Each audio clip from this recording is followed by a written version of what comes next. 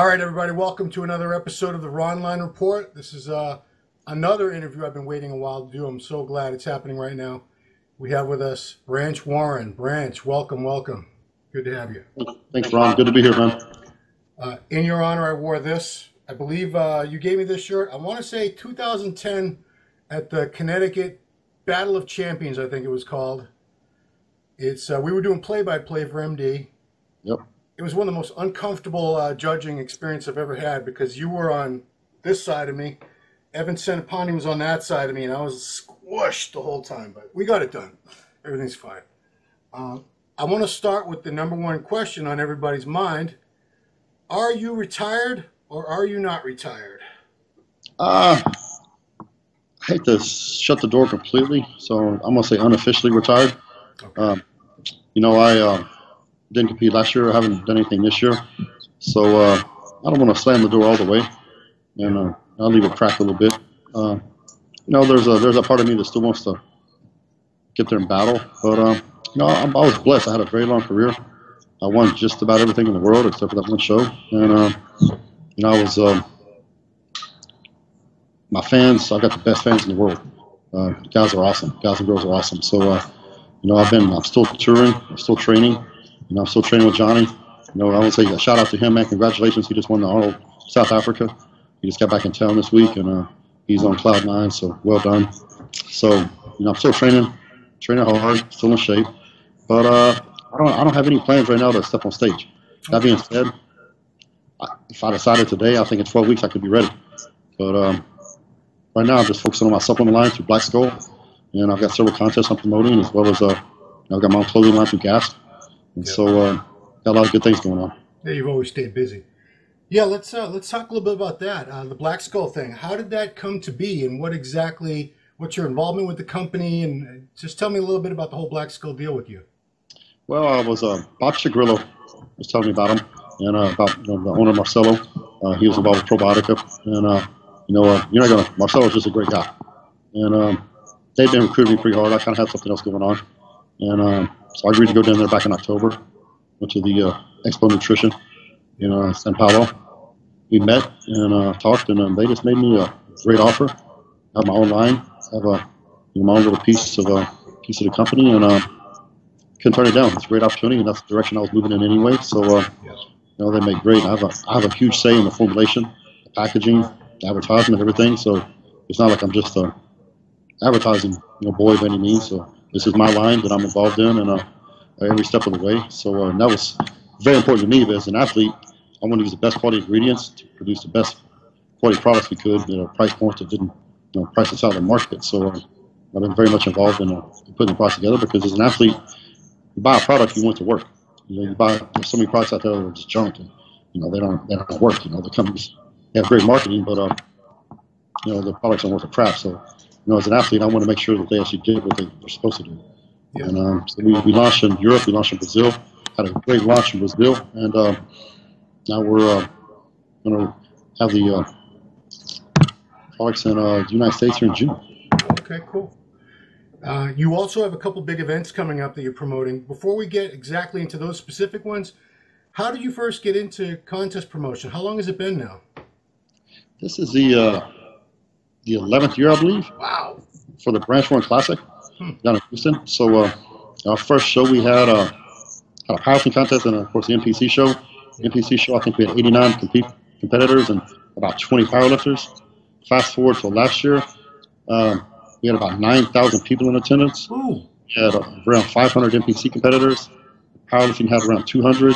CrossFit had 350. We had an arm wrestling event, which had over 200. We had midget wrestling, which is epic.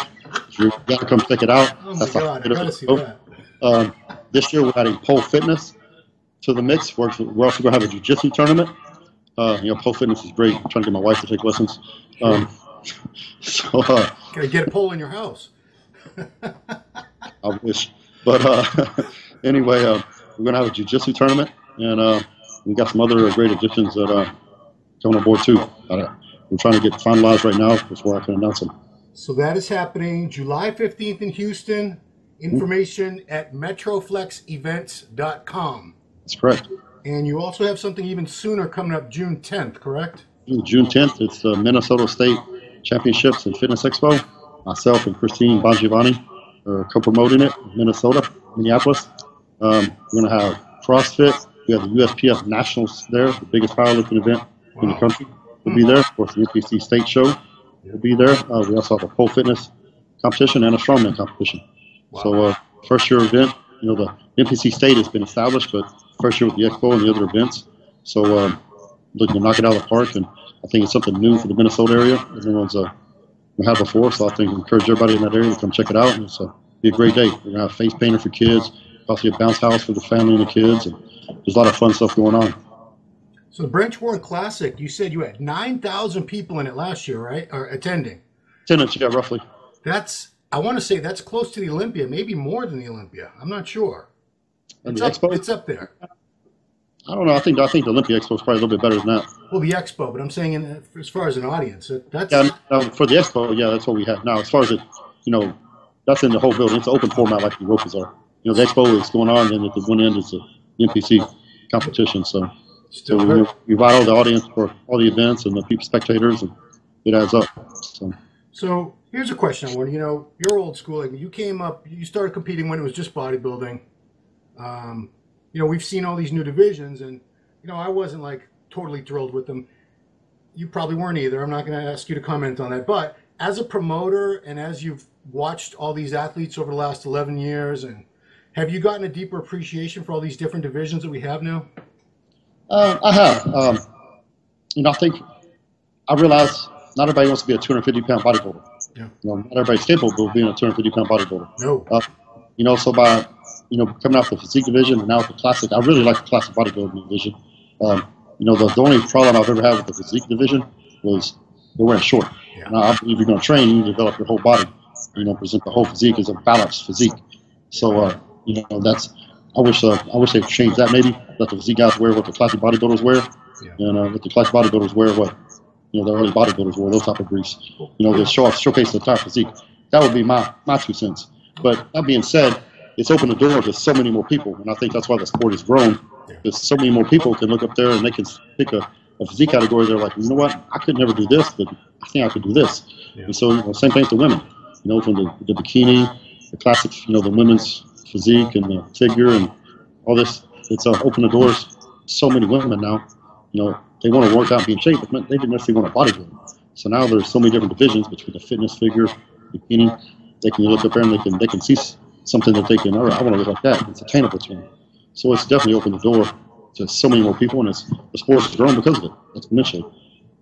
Speaking of which, your wife Trish was a very successful IFBB fitness professional, and she made the transition to now becoming successful in women's physique. So did you guys talk about it when she was thinking about making that transition as to whether it was a good idea or how things would change and training, nutrition, all that?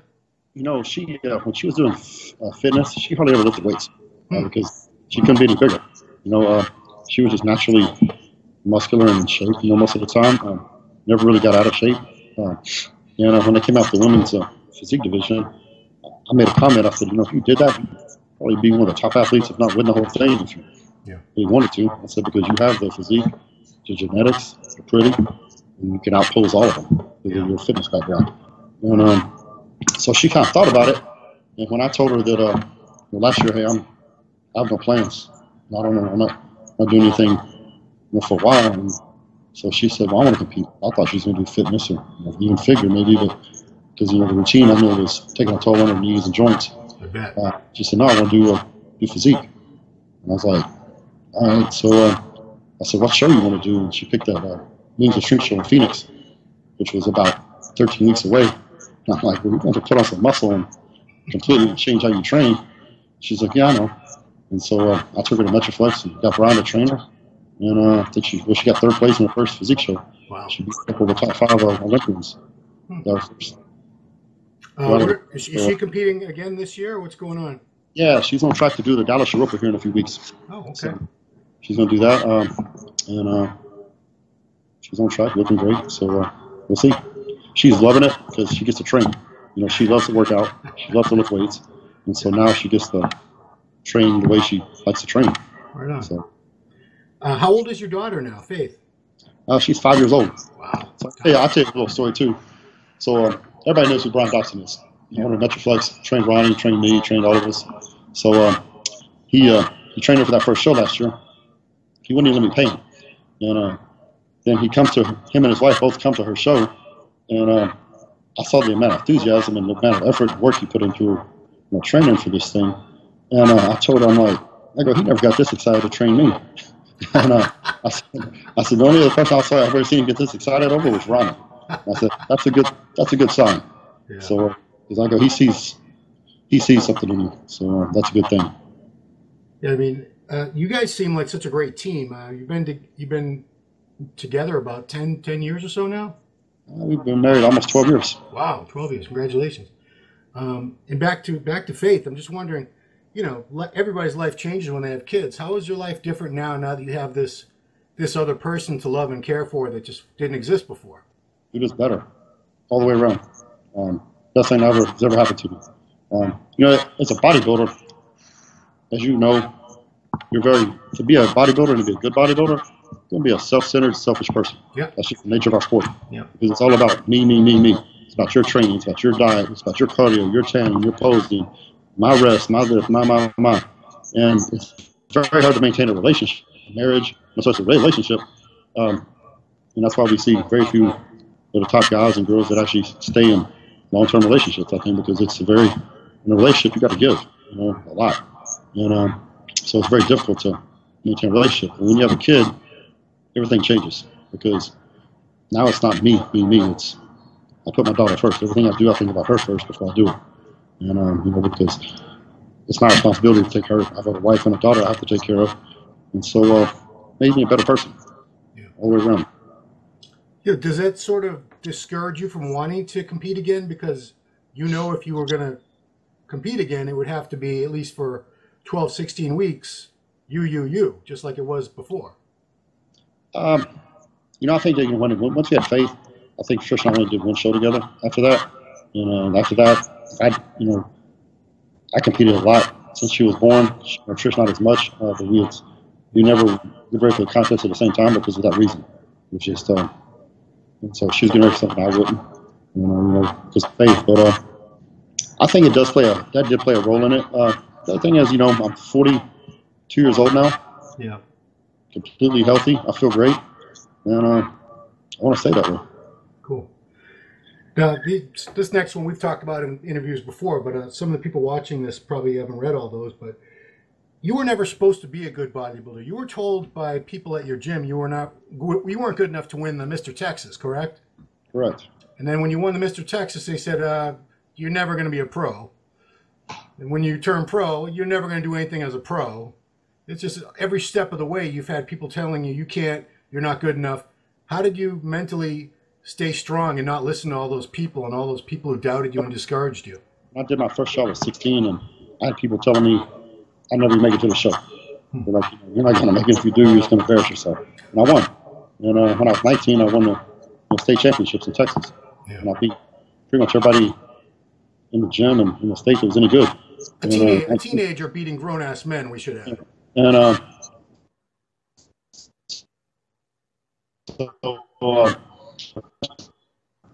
people are going to say, hey, you can't control what they say. Me, what I would do is it would just piss me off. And I just get mad. And so I wouldn't, very rarely would I say anything back to them, because I learned very early on the best revenge is success. Yeah. So you just shut them down. When you win, it shuts them down. When I tore my quad, everybody was like, your career's over, blah, blah, blah. Yeah. And I was like, no, I'm going to do the honor and I'm going to win. I mean, you were there for that one. Yeah. I mean, all the negative, all the naysayers, and I won, and they couldn't say nothing. So, and that's what it's been my whole career. But you're always going to have people that tell you can't, but at the end of the day, I've learned this. No man has the right to tell another man he can't do something, period. So if you want it, go make it happen. People are going to say what they're going to say. That's social media that we're all on now. Kind of, we all have to be, because it's part of the industry. It's part of whatever we're doing as athletes, journalists, whatever. You get a lot of support, but you also get a lot of critics, a lot of haters. You've done a really good job in not letting any of those people get under your skin or bother you. How do you do that? Because a lot of people are incapable of that. They just get outraged. No, I mean, because I've been dealing with it since I was 16 years old. I mean, I dealt with it like I, from the very beginning. I dealt with that. So, and I just learned, like I said, the best way is just success. And don't respond to them. When you respond to them, you're just throwing gasoline on the fire. And social media has just made the haters, now they have a worldwide voice. And it's an anonymous voice. You know, I think if you had to put your picture and your name beside every comment that you made, it would cut down a lot of it. Sure would. You know, a lot of these people, man, they talk shit about you online, but then they're the same ones that come up to you at the show and want to take a picture with you or get autograph. You know, and but a lot of these guys don't understand. Like, I'll talk to some other pros, they just get furious about this stuff. I'm like, you don't even know who this person is.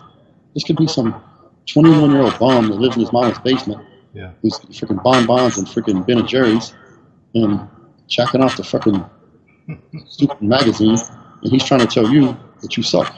I mean, so you can't. I never subject myself to that stuff. I don't read it. Like I said, I'm blessed with some very cool fans. You know, 99% of the comments I get on my social media are positive, and you're good people, because you know, if you go on my stuff and start being ignorant, you get banned. You know, my page is welcome to everybody, but you're not ignorant, I have no space for you in my life. So, and I don't listen to them, because you know, some people, I think they get 100 positive comments and they get 3 bad ones. You know, they remember the 3 bad ones and it just crushes them. But you got to look at the other way, man. I got 100 people that said something nice about me, or said something positive. So that's what you have to focus on. Yeah. Now let's talk about your fans, because you've been all over the world, and I've seen the videos and pictures and posts and everything. It seems like you have some great fans in some really far away places. What are some of the places where you've discovered you had a lot of fans where you didn't really expect that you had that kind of following? South Africa, I had no idea. You know, killer fan base down there. The guys are great. Guys and girls both are great. Couldn't believe how overwhelmingly how much support I got. The Czech Republic, in Prague, Russia. It was unexpected. I went there a couple years ago and went to Moscow and the Amateur Olympia. And a lot of love, a lot of support there. I had no idea about. So it's amazing the places you go for bodybuilding is popular. I was in Peru a few years back, and I got a huge response from the fans and the crowd. So bodybuilding is truly an international sport. I think it transcends. Bodybuilding transcends politics, race, religion, all that stuff. You know, it's a cool sport because no one cares no one cares where you're from, or you know, any of that stuff. They're just up there. They like you because you're, you know, a brother now. So. Well, do you think there's a special appeal that you have, not just to foreigners or anywhere, but I think you sort of represent this guy that was an underdog that was never supposed to be successful at all in the sport, and yet you basically just outworked so many people that you had no business beating them. They were genetically just blessed in certain ways, but you out-trained them, you out-dieted them, and I think that's inspired a lot of people. Have you heard that from fans when they've come up to you for pictures and to chat with you? Absolutely. I think that's what I attribute. I didn't realize it for a long time, but I think that's where I connected with people. Especially, I think I connected with people in parts of the world that there's not many opportunities. You know, so in some parts of the world, if you're not born in the right family, you're never going to get ahead, or it's almost impossible. And I think that's where I connected with a lot of people, because I came from a very poor background myself, and I beat guys I should never beat.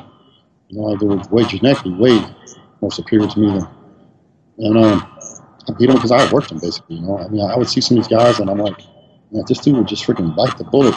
I could never touch this guy, but I would beat him every time I went against him almost. And I realized early on that I had 2 things going for me. I had a whole lot of muscle on my frame for my size, my height, and I could if I busted my ass, I could pretty much get harder than everybody else on stage. And the judging criteria being what it is, if you're the most muscular and the hardest, you got a good chance of beating anybody any given day. And it's not a beauty contest; it's a bodybuilding contest. So. You won 2 Arnold Classics, but I think you won more Arnold's Most Muscular Man awards than that. A few of those, didn't you? Won 6. 6. Well, there you go. I think that says it all right there. You know, I want to make a personal testimony to how hard you train, because I haven't trained with everybody, obviously. I wish. but I trained legs with Ronnie one time when I was out there for that weekend. Dorian put me through a workout in England one time, and then I trained with you a couple years ago when you were out here in Massachusetts. And people ask me all the time which one was the hardest workout, and there's no hesitation. I said the Branch workout was ridiculous. I said Branch, not only does he train heavy, it's high reps, it's drop sets. The guy barely rests between sets. You know, the air conditioning in my gym was broken at the time, but to you that was nothing. It was probably like 80 or 85 in my gym, and that's like a balmy... Like a nice day in the Metroplex. That's a spring day in Metroplex. So have you trained with a few other pros that have been just unable to keep up and are amazed at the intensity and the pace? Yeah, we've trained with several pros, a lot of them over the years. You know, we've, I guess, I don't want to mention any names. Yeah. So I want to embarrass him. We had one guy collapse. We had to pack him in ice. He seized up on us. Had a bunch of guys that just get mad, yeah, you know, because they couldn't keep up. And guys get sick and throw up, and these were the pros. So, well, Ronnie said it in his column, so it's okay. It was Melvin. It was Melvin. It's okay. So, it's already cat's out of the bag on that one. Yeah. So, but yeah, there's been I want to say, early on in my career, I went out to Vegas and trained with somebody that's locked up now, and he couldn't finish the workout. He threw up, got sick, couldn't finish, and you know, that's just how I grew up, man. I grew up in that gym with Ronnie and Ryan training and so on. That's how you learn. I mean, I learned early on, growing up the way I did on the ranch, that hard work I thought that's just what you're supposed to do. And, you know, when that was really the only gym I'd ever been to, so I didn't know any different. That's how I was, from a kid, I was 15 years old, that's how I was taught to train. Yeah. And so you just train like that. You train in the heat, and you don't complain, and you train until you can't lift it anymore, and you rest a little bit, and you go do it again. Repeat. So when I finally got out into the world, I realized, wow, not everybody trains like this. But then I also realized that I saw the success Ronnie had, you know, in front of me. Yeah. And so I knew I was doing the right thing. So that just reinforced what I was doing was correct, and I just kept doing it. And then I realized, like I said earlier, I had a couple things going for me. You know, I had an incredible amount of muscle mass, and I could get harder than everybody else on stage. So, you know, and I knew with those two, that combination of those two, I could prevail in a lot of competitions. I want to talk about Metroplex Jim that's owned by Brian Dobson just for a second, because you know I've been there a couple times, and it's not much to look at. It's dirty, dusty, it's kind of filthy, but you know, great equipment. But you wouldn't expect some of the world's greatest bodybuilders to come out of a place like that. But 8-time Mr. Olympia, yourself, 2-time Arnold Classic champ, runner-up of the Mr. Olympia, many other pro titles. Johnny, one of the top bodybuilders. I know you've had a few of the best powerlifters in the country come out of there too. What is it about that place? It's obviously it's not just the equipment, because plenty of gyms have good equipment. What is it that produces this type of success and inspires that type of work ethic among the people that train there? It's just an attitude, that work ethic. It's you don't need these fancy equipment. All you need is weight. You know, that's all you need. You need barbells and dumbbells and, you know, some basic stuff like leg presses and things like that. That's all you need. And then it's just busting your ass. And it's that attitude. You know, training with that right attitude. And, you know, it's inspiring. You go in there. When I walked in there the first time, I was more motivated that day than I've ever been in my life. Because you see people that are walking around there, you see the pictures on the wall, and you realize, you see how everybody's training, and it's just contagious. You just want to work harder. You know, because you're like, wow, man, look what these guys are doing. Look at the success they've had. And so I wanted that. And so my thing was, if they're doing it, I'm going to do it. And then I'm like, after I start doing it, I'm like, I'm going to do more than they do so I can beat them. And it worked. And so then you just keep pushing yourself. And it's just it's a contagious attitude, you know. It's that place, you don't need the fancy, you know, newfangled equipment, all that stuff. Just the basic stuff, man. You know, it's not about having a fancy gym or equipment or whatever. This right here, having heart. Yeah. Not quitting. That's what it's all about. I mean, the best physique of all time, in my opinion, came out of that gym. Yeah. You just did. Speaking of quitting, you know, most guys will get one little injury. Their knee hurts, their shoulder hurts, their back hurts, they're done. You tore your bicep before you even turned pro. During your pro career, you tore both triceps and a fully torn quad. You didn't just come back from those. You came back. You improved over the years. So you came back better and better every time, despite all these injuries. You know, tell me about like what you did is in terms of taking care of those injuries and mentally how you stayed strong enough to be able to say to yourself, I'm going to come back and I'm going to be better regardless of what just happened to me. Well, when I got hurt the first time, see, I read a lot. That's something a lot of people don't know, but I read all the time. And so I used to, you know, nutrition, diet, all that stuff, I was self-taught for the most part for years and years. You know, I wasn't until 2009 that I ever really sought out any advice or help from anyone else. So I knew about the body. So when you tear a tendon, it begins to shrink up. So if you don't get it repaired quickly, it'll shrink up to the point where the doctor can't stretch it back to its original position. So it affects how the muscle looks and shaped and affects your strength. So, you know, when I suffered my first injury, within 48 hours, I had it reattached. And, you know, I never even went to a physical therapy session because I knew my body better than any physical therapist did. So I had my own plan. I just rehabilitated myself, and now I'm going to say that I won the Nationals, turned pro. So with the other injuries, you know, I'd already been through it. So just go through it again. You know, the quad was by far the most painful, the hardest to overcome, and I did it in the shortest amount of time. But I was so driven and motivated. I had fought my entire career to win that Arnold Classic. And it was good. It felt real good being the last man standing on that stage. And I wanted another one. And I wouldn't have let that opportunity pass. And, you know, when going into that contest, I told Trish, I said, I have to win the show. I said, they're all counting me out, saying my career's over. Not that I'm, you know, just not that I wasn't going to win the show. There was people saying I was done. And I'm like, my attitude was, fuck this. You know, I'll eat rocks if I have to, you know, but I'm gonna do the show and I'm gonna win. And she was like, what if you get second? I'm like, that's total defeat. I said, I have to win. I said, there's no I have to win.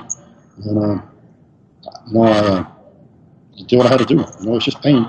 So I just pushed through it day and day. And in the beginning, you take baby steps. You know, then you start taking big steps. Then you start jogging. Then you sprint. And to the end. So it wasn't until about 30 days before the Arnold that year that I actually thought I was going to be able to compete successfully. You know, I knew I was going to be able to do the show, but I was like, would I be able to, you know, compete successfully? And about 30 days out, I was like, all right, I can do this.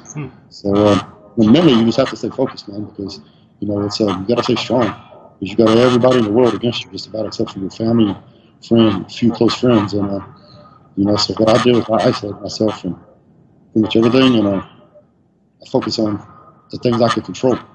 My diet, my training, my preparation. And I blocked the rest of the world out, had tunnel vision, and until I got to Columbus. And that's what you have to be, because you know, injuries can be devastating, especially mentally. I think injuries, as an athlete, I think sometimes injuries are more devastating mentally than it is physically. So you got to stay mentally strong. You have to come up with a plan to overcome it, and implement that plan. The timeline for people who aren't really aware is, when did you tore that? It was July or August the year before? August. It was actually 4 weeks to the day before the Olympia. Wow. Before the 2011 Olympia.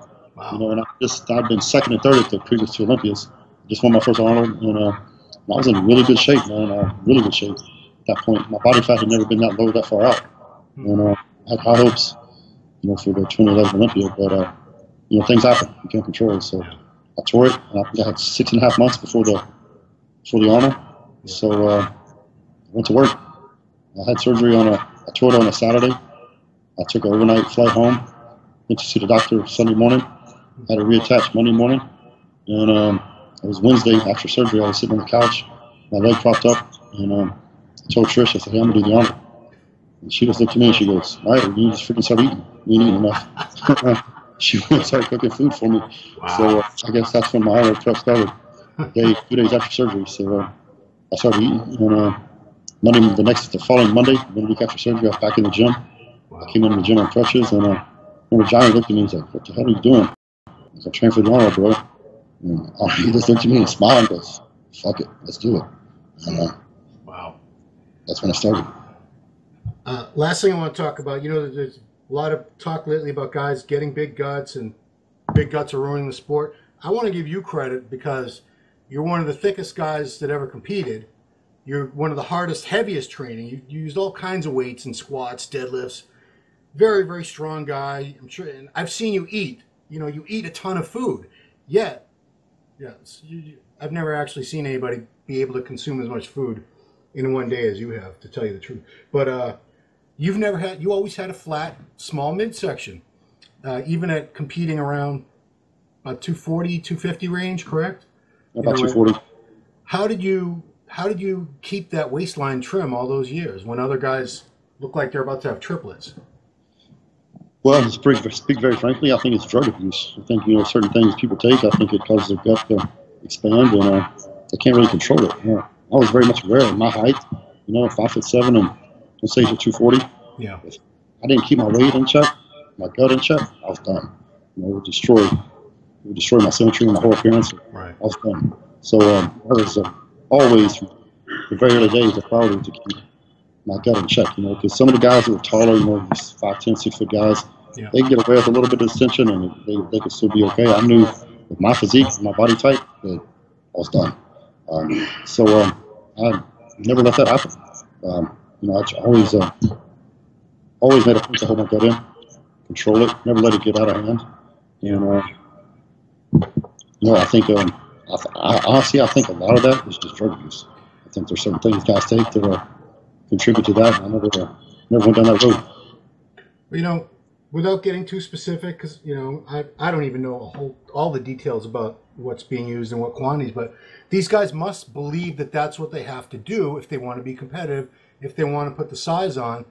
Yet, you're one of the top guys of all time if you look at your track record here.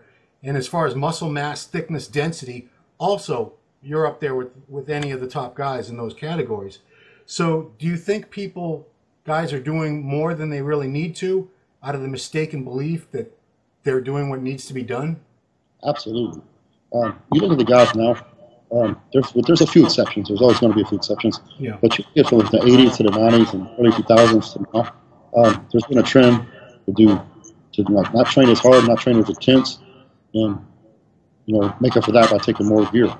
And so that's why you're seeing things you're seeing. The old school guys, none of them guys had guts. You look in the 80s, everybody had tight waists, flat stomachs. Then as it progressed, I think attitudes about training have changed. And so it's just a problem that's going to continue. We're seeing fewer and fewer of these guys that really want to bust their ass in the gym the way we did. Relying on other things to put the muscle on. And that's why you're seeing what you're seeing. Yeah, they're putting on the muscle, but it comes at a price. Yeah. Okay, well, let's move on. Last thing I want to talk about is how you have a lot going on. You have this company that you and Trish have had for a long time. You're Maximum Logistics, your shipping company. You have Black Skull going on now. You have your contest promotions. You have your deal with gas, but you have obligations for also. Are you all set, or are you still looking to expand into other ventures in other areas? I'm still expanding into some other areas. I've got all those above things going on. As I kind of got to deal with Hazard Force backpacks. They make tactical backpacks. They're making gym bags. So I signed a deal with them. So kind of in that, I've also got to deal with a rifle company, Upward Defense, doing some stuff with them. Yeah. I'm an avid shooter and like to hunt, do other things. So it's always, as you know, I used to hunt for my meat for my contest. Because you can't get anything fresher and better than that. So it's been doing some things like that. I've got what else have I got going on? Do you even have time to hunt anymore, or are you too busy now? Man, I've hunted less the past year than I have in the past 5 years, probably. I bet. I'm just so busy, man. I've had to cancel a couple of trips last year that I had planned, and I haven't really done anything much this year. I think we end of the year, hopefully. Hey, Junior. Wow, look at you. So a rare appearance. Hold on. He's on a live interview. It's okay. We're almost done. I'm sure everyone will appreciate that little peek anyway. Yeah. But yeah, I'm very I've got so busy with so many different things that it's hard to get away for a week or two at a time now. But end of the year, I've got to make a time. I've got about three weeks I've got blocked off. So I've already told everybody don't even try to call me because I won't be unavailable. Because you do go to some remote locations, from what I remember. Very Yeah, I remote. got places where phones don't work, so Yeah. TVs don't work. Not even the roads. So. Well, that's all I had for you, Branch. I appreciate it so much. It's been really good talking to you. Following along with everything you're doing. Continue to, of course. And wishing you, Trish, Faith, all you guys the very best in everything that you do. Thank you so much for being on the show. And that's it. I will hopefully stay in touch with you. Thank you, Ron. I just want to say thank you for all the years we worked together at the magazines and all the interviews. And so you always treated me very fairly, and it was always a pleasure working with you. Cool, man. All right. For the Ronline Report, this has been me with the one and only Branch Warren.